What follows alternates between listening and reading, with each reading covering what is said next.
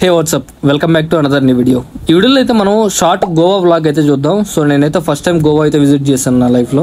So మీరు ఎవరైనా కానీ గోవా ట్రిప్ కానీ ప్లాన్ చేస్తుండే లేదా ఇప్పటివరకు మీరు గోవా కానీ వెళ్ళకుండా కానీ ఫస్ట్ టైం కానీ విజిట్ చేయాలనుకుంటే ఈ వీడియో అనేది ఎంతో కొంత మీకు ఇన్ఫర్మేషన్ అట్లాగే మీకు చూడొచ్చు అనమాట. గోవాలో ఏ ప్లేసెస్ ఉంటాయి, ట్రావెలింగ్ ఎలా ఉంటుంది అండ్ మీరు స్టేయింగ్ ఎక్కడ చేయాలి, ఈ వీడియోలో కంప్లీట్ మినిమం డీటెయిల్స్ అయితే మీకు అందిస్తాను.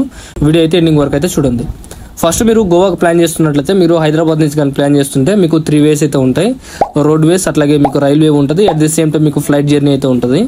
నా బెస్ట్ సజెషన్ ఏంటంటే మీరు కానీ తక్కువ టైం ప్లాన్ చేసి మీరు ఎక్కువ ఎంజాయ్ చేయాలనుకుంటే మాత్రం మీరు ఫ్లైట్ అయితే ఎంచుకోండి. ఫ్లైట్ ఛార్జెస్ అనేది మీకు అప్ అండ్ డౌన్ కలిపి ఆల్మోస్ట్ మీకు 5,500 రూపీస్ అయితే ఛార్జ్ అవుతాయి. ఇన్ అండ్ అవుట్ అదే ఛార్జ్, లేదా వన్ వే అయితే మీకు 2,500 అట్లా అయితే ఛార్జ్ అయితే అవుతాయి.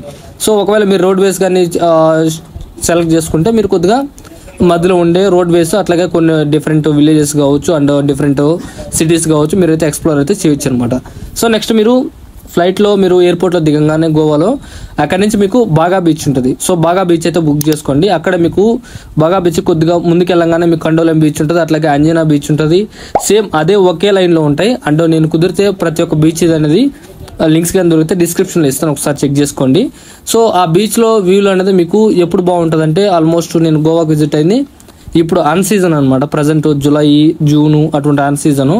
ఆల్మోస్ట్ డిసెంబర్ నుంచి మార్చి లేదా ఫిబ్రవరి వరకు అయితే మీకు మంచి క్రౌడ్ అట్లాగే మీరు అనుకున్నట్టు ఫారినర్స్ కావచ్చు అందరూ అయితే కొద్దిగా బ్యూటిఫుల్గా అయితే ఉంటుంది గోవా. ఇప్పుడు ప్రజెంట్ అయితే మీకు రైనీ సీజన్ కాబట్టి విజిటింగ్ అంత సజెస్ట్ అయితే కాదు.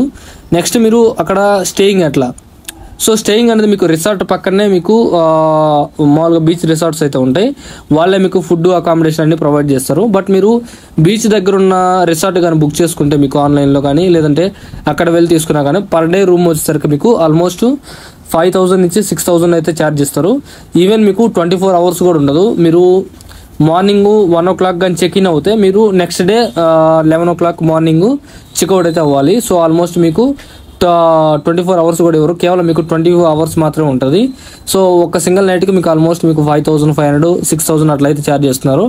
It depends on room size అనమాట. నేను చూపించే రూమ్ ఇప్పుడు మీరు చూడొచ్చు. సో మీ ఫ్యామిలీ తగ్గట్టు మీకు ఏసీ ఉంటుంది అండ్ టీవీ ఉంటుంది, 3 beds, ఒక బెడ్ అట్లాగే కింద ఇంకో బెడ్ ఉంటుంది. సో ఈ డబుల్ కాట్ బెడ్ మీద మీరు 2 పడుకోవచ్చు అండ్ కింద మీరు 1 పడుకోవచ్చు. ఒక స్మాల్ సైజ్ ఫ్యామిలీకి, లేదా ఒకవేళ మీరు బ్యాచిలర్స్ కానీ అయితే ఆల్మోస్ట్ మీకు 7-8 మెంబర్స్ అయినా ఆ రూమ్లో అయితే అడ్జస్ట్ అవ్వచ్చు. నెక్స్ట్ మీకు అంత బడ్జెట్ పెట్టుకోలేం ఎలా బ్రో అంటే, సో పక్కనే మీకు కొద్దిగా లోపలికి వెళ్తే అంటే మెయిన్ రోడ్ నుంచి అవుట్ సైడ్కి కానీ వెళ్తే మీకు రీసెర్చ్ చేస్తే మీకు ఆల్మోస్ట్ మీకు పర్ డే అనేది 700 లేదా 1,200, 1,500 ఆ ప్రైస్ రేంజ్లో మీకు మన హైదరాబాద్లో పీజీ హాస్టల్స్ ఎలా ఉంటాయి అలాగే హాస్టల్స్ అయితే ఉంటాయి. సో మీరు బడ్జెట్ మినిమం చేసుకొని కొద్దిగా ఎక్స్ప్లోర్ చేసుకోవాలనుకుంటే మినిమం బడ్జెట్లో స్టేయింగ్ అనేది మీరు హాస్టల్స్ లేదా రూమ్ అనేది మీరు షేరింగ్ లెక్క మీరు తక్కువ అటు సైడ్ వెళ్తే లోపలికి 4,000 అట్లాగే 2,000 కూడా రూమ్ ఉంటాయి నాన్ ఏసీవి. అటువంటి మీరు ఫ్రెండ్స్తో షేర్ చేసుకుంటే కొద్దిగా బడ్జెట్ అనేది తక్కువ పడుతుంది. నెక్స్ట్ మీకు స్టేయింగ్ అయిపోయిన తర్వాత మీరు ఏ ప్లేస్ విజిట్ చేయాలి. సో ఆల్మోస్ట్ మీకు నార్త్ గోవా, సౌత్ గోవా అని డిఫరెంట్గా ఉంటాయి. సో మీరు మెయిన్గా చూడాల్సిన బాగా బీచ్ అండ్ అంజనా బీచ్, ఇంకోటి కొలంబియా బీచ్ అని ఉంటుంది, దాన్ని చూడొచ్చు. అండ్ ఇక్కడ మీకు కొన్ని ఫోర్ట్స్ అట్లాగే ఫేమస్ చర్చెస్, క్యాసినో స్ట్రీట్స్ కూడా ఉంటాయి. అవి మీకు లింక్స్ అనేవి డిస్క్రిప్షన్లో ఇస్తాను, ఒకసారి వెళ్ళి విజిట్ అయితే చేయండి.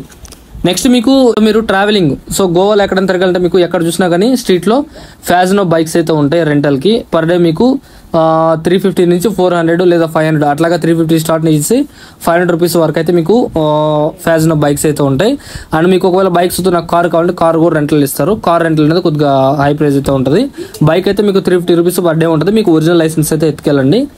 అండ్ ఇంకోటి ఏంటంటే మీరు బైక్ తీసుకున్నప్పుడు ఫుల్ వీడియో రికార్డ్ అయితే చేసుకోండి. ఎందుకంటే మీకు దాని మీద ఏదైనా స్క్రాచ్లు పడ్డ ఏదైనా డ్యామేజ్ ఉన్నా రేపు మళ్ళీ మీరు రిటర్న్ ఇచ్చేటప్పుడు బైక్ షాప్ ఓనర్ మీ మీదకి రాకుండా మీ ప్రూఫ్గా అయితే ఉంటుంది అనమాట.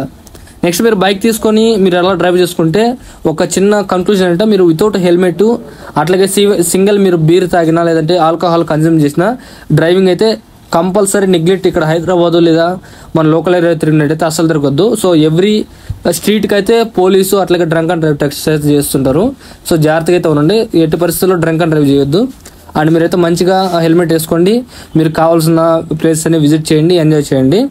అండ్ నెక్స్ట్ ఇట్లా ప్లేస్ అన్నీ అయిపోయిన తర్వాత మీరు ఆల్కహాల్ గురించి చాలామంది మన మోస్ట్ ఆఫ్ ది యూత్ కావచ్చు, అందరు కావచ్చు ఆల్కహాల్ అంటారు. సో ఆల్కహాల్ కొద్దిగా ప్రైస్ అయితే తక్కువగా ఉంటుంది, నాకైతే ఐడియా లేదు కానీ నేను మా ఫ్రెండ్స్ అవి తీసుకుంటే కొన్ని చూశాను. ఆల్మోస్ట్ మీకు ఇక్కడ బీరు 150 రూపీస్ ఉంటే అక్కడ 120 రూపీస్ అయితే ఉంటుంది.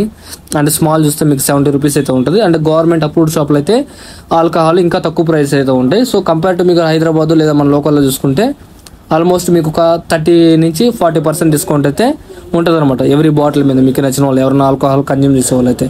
ఇక ఆల్కహాల్ ఎవరన్నా హైదరాబాద్కి లేదా అదర్ స్టేట్కి తీసుకురావాలంటే ఎట్లాగా? సో నేను విన్నదాని ప్రకారం అయితే నాకు కరెక్ట్ మీ ఫైవ్ రాంగ్, రోడ్ వేస్లో అయితే మీకు ట్రైన్లో కానీ బస్సులో కానీ అలవెన్స్ అయితే లేదు, మీరు ఆల్కహాల్ అయితే క్యారీ చేయొద్దు. ఒకవేళ మీరు ఫ్లైట్లో రిటర్న్ వచ్చేప్పటికైతే మీకు అప్ టు 5 లీటర్స్ వరకు అయితే మీరు తీసుకురావచ్చు. ఫ్లైట్లో చెక్ ఇన్ మీకు సింగిల్ బ్యాగ్ కూడా మీరు చెక్ ఇన్ లగేజ్లో వేసేయచ్చు. 5 లీటర్స్ వరకు అయితే అలవెన్స్ ఉంది, మిమ్మల్ని ఎవరైతే ఆపరనమాట.